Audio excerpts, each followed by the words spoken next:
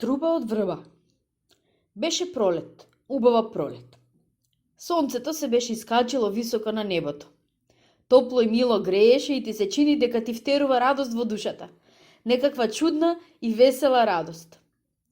Дрвјата озеленеле. По ливадите израснала трева. Птичките весело пеат и вијат нови гнезда. Низ воздухот лета веселата пчеличка и пее брм, брм, како да вели пролете, пролете. Ех, пролет, убава пролет. Тоа пролетно утро, јас и Салко, детето на нашиот селски ковач, го отеравме неговото магаре на нашата ливада да пасе трева. Салко береше шарени цвеќиња. Тогаш јас му викнав: Салко, еј, Салко! Што е? Се одзва тој. Дојди ваму, нешто ќе ти кажам. Тој го фрли цвеќето, дотрча кај мене и ме праша: Што ќе ми кажеш? Пак ли нешто ќе ме лажеш? Не те лажам, ќе ти покажам каков мајстор сум. Мајстор, се зачуди тој. Каков мајстор? Мајстор е татко ми, тој знае да прави плугови, секири, мотики и плочи за подковување коњи и магариња.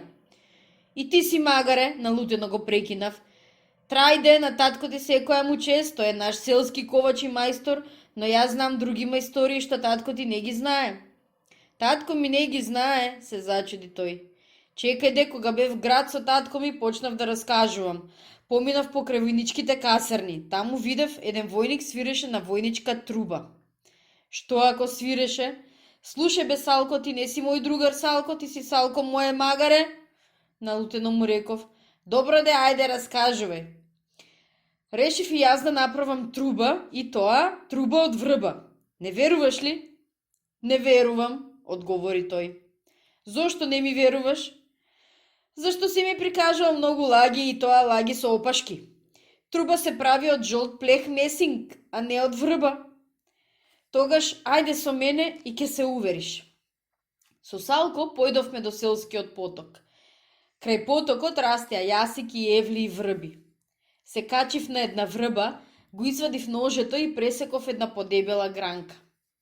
Кога слегов долу, целата гранка ја насеков округло во пречник од 10 сантиметри. И тоа косо надолу. Кога ја тргнав кората, таа се одви од гранката. Гранката остана гола и јас добив нешто како долг врбов ремен. Кората ја свиткав и добив нешто слично како инка.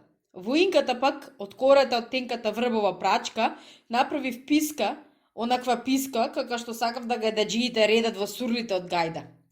Писката ја пикна во инката и дувнав. Крај потокот по ливадата се разнале ту-тру-ту-ту. А, гледаш ли? Го прашав Салка. Мајстор ли сум? Мајстор си, убава е, ми призна. Но, што но?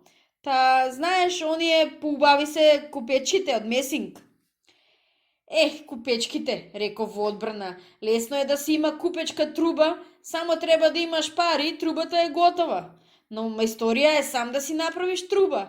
Труба без пари и тоа труба од врба. Така е, убедено ми призна тој. Кога е така, ајде сега да маршираме како вистински војници. Јас ке свирам марш, а ти ке маршираш. Застанавме еден до друг, јас дував во трубата и ние тргнавме во параден марш по ливадата.